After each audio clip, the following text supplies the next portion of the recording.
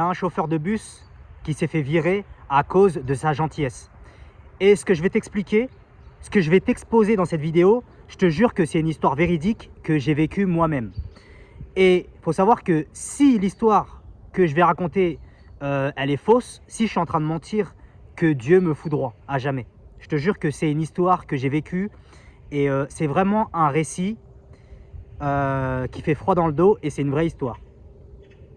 Donc c'est parti, mais juste avant de commencer, comme d'habitude, je vais te demander une chose, n'oublie pas de t'abonner, n'oublie pas de liker, n'oublie pas de partager.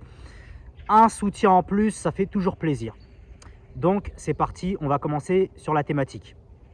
Donc en fait ce qui s'est passé c'est que il y avait un moment où j'avais pris, vous savez les bus qui font les grands trajets, du genre par exemple, tu fais par exemple Paris, Strasbourg, Reims, Marseille, etc. Et par exemple, tu as 3-4 heures de route. Et en fait, j'avais pris un bus comme ça. Je vais pas dire le nom de la compagnie, parce que peut-être que l'histoire que je vais raconter, peut-être que fallait pas que je la raconte, etc. Ça veut dire que le chauffeur qui nous a raconté l'histoire, j'ai pas envie de le mettre dans la merde. On sait jamais, tu vois, en sachant que bon, là je fais pas de vues, enfin je fais 50 vues par vidéo, mais on sait jamais si cette vidéo prend de l'ampleur. J'ai pas envie de balancer le mec, tu vois. Mais je vais juste raconter l'histoire qu'il nous a racontée. Et je vous jure que cette histoire est véridique. Donc, c'est parti, on y va. Donc, comme je t'ai expliqué précédemment, lui, c'était un chauffeur de bus qui faisait des trajets du genre, là, on va dire, c'était Paris-Strasbourg. Et en fait, ce qui s'est passé, c'est que, vous avez vu, quand ces gens-là font un long trajet, en gros, il faut que ces gens-là partent à l'heure. Parce que, admettons, ok, ces gens-là, par exemple, doivent partir à 9 h du matin et ils doivent arriver à destination à 12h50. Et en général, faut pas qu'ils aient une minute de retard. Sinon, en gros, ils se font... c'est pas qu'ils se font embrouiller par leur supérieur, mais en gros, les clients se plaignent. Après, les clients laissent des mauvais avis. Et après, bah, c'est le chauffeur qui prend tout. Donc, ça veut dire que le chauffeur, en général, il doit partir à l'heure. Si c'est à 9 h, il part à 9 h. Pas une minute de plus. Bref. Et en gros, ce qui s'est passé, c'est que ce jour-là, on était parti à... Ouais, c'était à 9 h du matin. Et donc lui, bah, le chauffeur, il fait sa vérification habituelle, du genre, il dit oui, est-ce que vous êtes bien attaché, je vous explique le trajet, on va faire une pause entre deux, ceux qui veulent aller aux toilettes, il n'y aura pas de souci, je vais m'arrêter dans une aire de repos, etc., etc. Donc ça fait nous, on s'attache et tout, il n'y a aucun problème. Et là, donc, le mec, il démarre à 9 h pile, comme c'était prévu sur l'annonce. Et en fait, ce qui se passe, c'est qu'au moment où il démarre son bus, là, il commence à avancer et tout. Et au bout de 2 minutes de trajet, juste après le démarrage, en fait, il y a une voiture qui se met devant le bus. Et tu vois que cette voiture-là, en fait, elle veut arrêter le bus, tu vois. Et donc, ce qui fait, c'est qu'en gros, le bus s'arrête. Parce que vu qu'il y avait la voiture qui bloquait, et ben en gros lui il n'allait pas tamponner la voiture, du coup il est obligé de s'arrêter. Et là le chauffeur de bus, il se met par la fenêtre et il dit en gros c'est pourquoi. Et en fait ce qui se passe c'est quoi? C'est que dans la voiture qui bloquait le bus, il y avait un mec et une meuf. Et si tu veux, la meuf qui était passagère, c'était une meuf qui devait prendre le bus où on était. Ça veut dire que en gros elle était arrivée en retard. Au lieu d'arriver à 9 h, elle est arrivée à 9 h 03. Et en gros, je pense que c'est son mari, il a bloqué le bus pour que sa femme puisse monter dans le bus.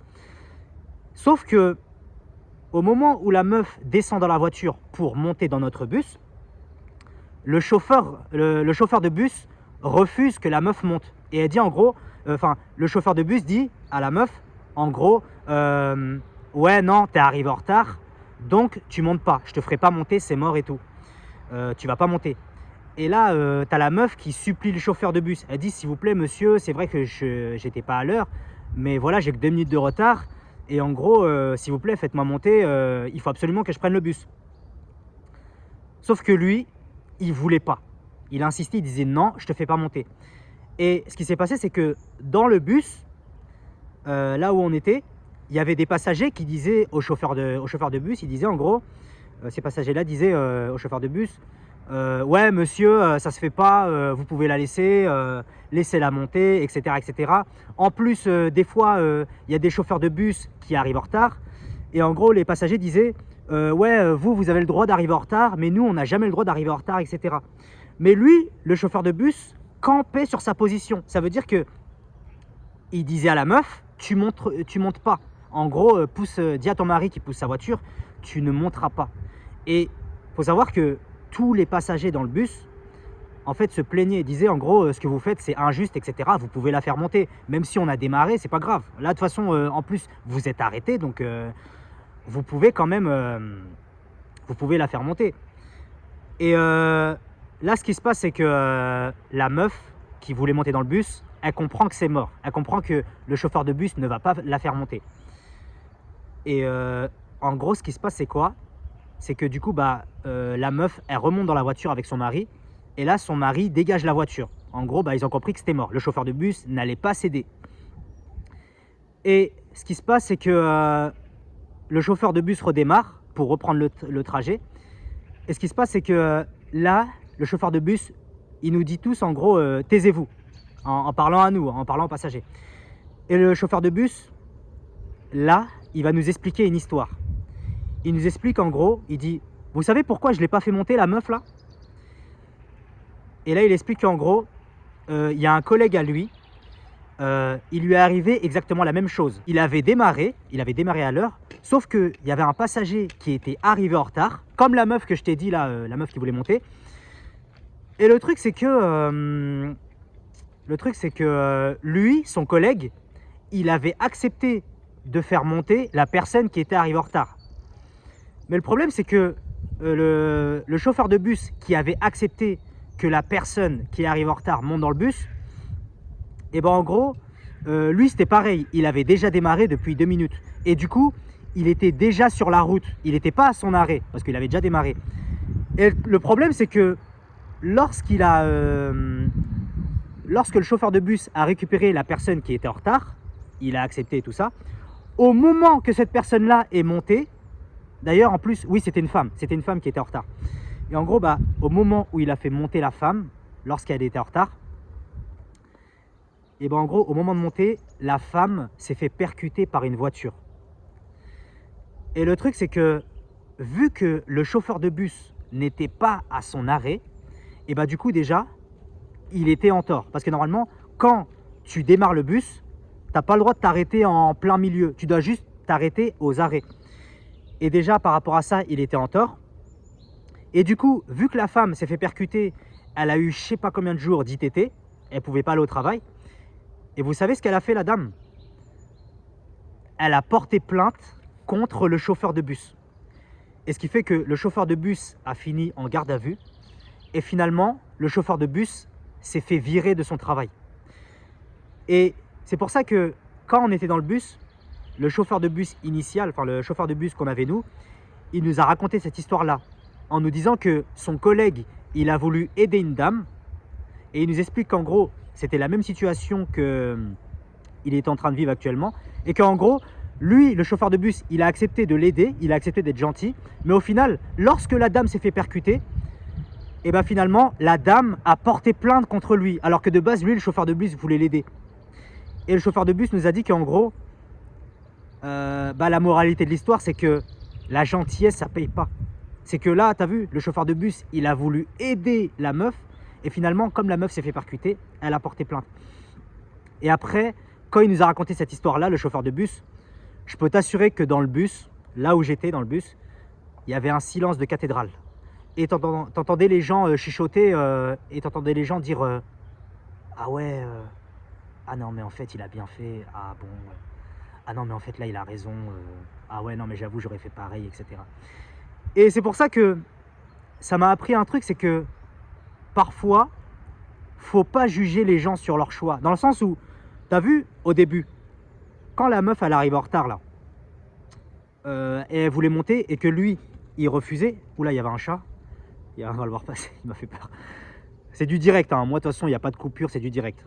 Je fais mes vidéos en une fois. De toute façon j'avais fait une vidéo sur la perfection où je vous ai dit, faut faire vos vidéos en une fois et en gros ça sert à rien de vouloir montrer une image parfaite, etc. Bref, voilà, je vais m'éparpiller. Bref, on reprend sur ce que j'ai dit. Mais ce que je veux dire, c'est qu'en gros, oui, où j'en étais, je me perds. Oui, donc je disais, c'est pour ça que quand la meuf voulait monter et que le chauffeur a refusé, nous, les passagers, on a jugé le chauffeur. On a dit, ce mec-là, il est mauvais, etc. Alors qu'en vérité, la finalité de l'histoire, c'est que quand il nous a raconté l'histoire du chauffeur de bus qui s'est fait virer parce qu'il a pris une meuf et la meuf s'est fait tamponner et puis après la meuf a porté plainte contre lui, c'est là qu'on a dit en fait, faut jamais juger quelqu'un sur ses choix. Parce que derrière, tu sais pas en fait pourquoi la personne a fait ça. Et donc ça, quand il a dit ça, en fait, ça a été une très grande leçon. Et à la fin, il nous a dit, la gentillesse, ça paye pas. Tu vois, la gentillesse, c'est à la fin, tu te fais toujours avoir. Et là, vous allez me dire, ouais, mais ça veut dire qu'il faut être froid, il faut être méchant, etc. Non, je pense que, là, je vais donner mon avis. Je pense que tu peux aider les gens, tu peux parfois rendre service, mais il ne faut pas que ça te mette en danger. Je vais donner un exemple. Imagine que toi, tu es en voiture. Et là, par exemple, donc tu conduis et tout. Et là, il y a quelqu'un qui fait du stop. On va dire que ouais, il y a un mec qui fait du stop et il veut que tu le prennes en voiture. Mais ce mec-là, tu le connais pas. Tu le connais pas, etc. Et toi, en fait, tu acceptes d'être gentil, entre guillemets, et tu prends ce mec dans ta voiture. Sauf que ce mec-là, quand tu le prends dans ta voiture, et ben là, il te braque. Il te dit, par exemple, ok, il te pointe un couteau. Ouais, il met un couteau sur toi et il dit, en gros, vas-y, descends de la voiture, passe-moi ta voiture. Et ben là, en fait, c'est vraiment là où tu dois pas te mettre en danger, dans le sens où, là, regarde, c'est un inconnu, tu le connais pas, mais tu l'as pris quand même dans ta voiture. Et au final, ça se retourne contre toi. Donc, tu vois, dans des situations comme ça, faut pas se mettre en danger, tu vois. Alors que si, par exemple, c'est quelqu'un qui fait du stop, mais cette personne-là, tu la connais, là, oui, tu peux t'arrêter, parce que tu sais que tu n'as aucun danger, tu sais que cette personne-là ne va pas te braquer, etc. Mais là, quand tu aides un inconnu que tu connais pas, qui fait du stop, là, tu as un risque que ça se retourne contre toi, tu vois. Et après, bien évidemment, il se peut que ça soit un inconnu que tu aides. Voilà, l'inconnu fait du stop, tu l'aides, et cet inconnu-là ne t'agresse pas. Mais il y a toujours un danger, tu vois. Et c'est pour ça que, moi, c'est mon avis, c'est que les gens, tu peux les aider, mais faut toujours se dire, si lui, je l'aide, ou alors si elle, je l'aide, est-ce qu'il y a un danger derrière? Est-ce que tu vois ce que je veux dire? Tiens, je vais te donner un dernier exemple, comme ça tu vas comprendre. Et après, on va conclure la vidéo là-dessus. Imagine que toi, tu as 10 000 euros dans ton compte. Et par exemple, tu as un ami à toi, tu sais qu'il est de confiance, et il te demande de lui prêter 5 000 euros pour acheter une voiture. Et toi, tu acceptes. Tu te dis, bon, c'est mon ami, à chaque fois que je lui prête de l'argent, il me rembourse, etc. Et de toute façon, j'ai encore 5 000 euros de côté. Et donc toi, tu lui prêtes 5 000 euros. Du coup, vu que tu avais 10 000 euros de base, et ben là, il te reste 5 000 euros. Et cet ami-là, il t'avait promis de te rendre les 5 000 euros le mois prochain. Sauf que le mois prochain arrive et ton ami, en fait, il a eu des galères. Ce qui fait qu'il ne peut pas te rembourser les 5 000 euros. Et du coup, toi, tu te dis, de toute façon, c'est mon pote, il va me rembourser plus tard, c'est pas grave. Mais le problème, c'est qu'entre deux, c'est un exemple, hein. Toi, je sais pas, tu fais un accident de voiture. Ta voiture, elle est morte. Mais le problème, c'est que tu n'étais pas assuré en tout risque. Tu étais assuré au tiers. Du coup, bah, ta voiture n'est pas remboursée intégralement. Et en gros, tu te retrouves sans voiture. Et là, tu te dis, c'est pas grave, je vais racheter une voiture. Mais le problème, c'est que la voiture que tu veux acheter, elle coûte 7 300 euros. Mais toi, le problème, c'est que, rappelle-toi, de base, tu avais 10 000 euros et tu as passé 5 000 euros à ton pote. Mais le problème, c'est que les 5 000 euros, lui, il ne peut pas te les rendre tout de suite. Du coup, le problème, c'est que toi, il te manque 2 300 euros pour acheter ta voiture parce qu'elle coûte 7 300. Et toi, le problème, c'est que tu réclames l'argent à ton pote et lui, ton pote, il ne peut pas te rembourser. Pas parce qu'il est malhonnête. C'est pas parce que ouais, il est malhonnête ou il n'a pas envie de te rembourser. Non, c'est juste qu'il les a pas. Tu sais qu'il va te les rendre, mais il les a pas. Et toi, du coup, là, tu te retrouves dans la merde et tu culpabilises. Et tu te dis, mince, si je ne l'aurais pas prêté 5 000 euros, et ben là, j'aurais pu acheter ma voiture direct. Et du coup, bah, toi-même, à cause de ça, tu vas devoir emprunter de l'argent aux gens. Alors que de base, cet argent-là, tu l'avais. Tu vois ce que je veux dire? Et donc voilà. Et c'est pour ça que, ce que je veux dire, c'est que parfois, il faut aider les gens, mais il ne faut pas que ça te mette en danger. Là, par exemple, toi, comme je t'ai expliqué, tu avais 10 000 € de base. Si vraiment tu voulais aider ton pote, à la rigueur, tu aurais dû peut-être lui prêter, par exemple, je sais pas, 200 €. Tu aurais dit, moi, écoute, j'ai de l'argent de côté, mais par exemple, sur tes 10 000 €, tu aurais dû lui prêter peut-être 200 €. Et tu lui aurais dit, même si tu as besoin de 5 000 €, moi, je ne peux pas te les passer. À la rigueur, ce que tu peux faire, c'est que moi, je te passe 200 €. Après, tu demandes à une autre personne 500 €, etc., etc. Après, tu réunis, par exemple, 15 personnes pour atteindre tes 5 000 €. Mais moi, je ne peux pas te prêter 5 000 €. Et le truc, c'est que, regarde, hein, si tu aurais eu cette jugeote-là de te dire, je vais lui passer que 200 € parce qu'on ne sait jamais ce qui peut arriver derrière, et bah, ta voiture, ta voiture, tu aurais pu l'acheter. Mais au final, vu que tu lui as passé 5 000 €, et ben au final, toi, tu te retrouves dans la merde et tu peux pas acheter ta voiture. Est-ce que tu vois ce que je veux dire?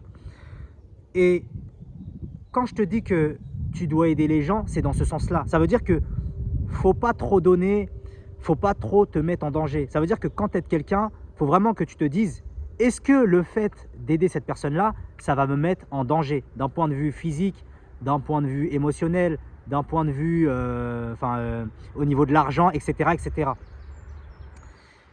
Et donc voilà, la morale dans l'histoire, c'est que faut aider les gens, mais faut pas que ça nous mette en danger, tout simplement. Et donc voilà. Et pour finir la vidéo, je vais te poser une question. Toi qui me regardes, est-ce que ça t'est déjà arrivé justement que tu te retrouves dans une situation où justement tu as aidé quelqu'un et justement ça se retourne contre toi? Dis-moi en commentaire si ça t'est déjà arrivé. Et je pense que ça nous est tous déjà arrivé. Et justement, je veux que tu me laisses un commentaire pour me faire part de ton expérience. Donc voilà. Et pour finir, comme je le répète souvent, je propose un coaching où je t'accompagne 7 jours sur 7. Ça veut dire que si tu veux débloquer ta confiance, tu veux améliorer quelques aspects au niveau de ta personnalité, etc., sache que je te propose un coaching où je t'accompagne 7 jours sur 7. Tu as juste à me contacter en privé. Et ce qu'il faut savoir, c'est que je réponds à toutes les questions. Ça veut dire que si tu as une quelconque demande, n'hésite pas à venir me voir. Et donc voilà, et on va finir là-dessus. Et n'hésite pas à t'abonner, n'hésite pas à liker, n'hésite pas à commenter. C'était Giacomo. N'hésite pas surtout à me suivre sur TikTok parce que je suis beaucoup présent sur TikTok. Et donc, on va terminer là-dessus. Je te souhaite une excellente soirée ou une excellente journée. Ça dépend à quelle heure tu vas regarder cette vidéo. Et on se dit à bientôt.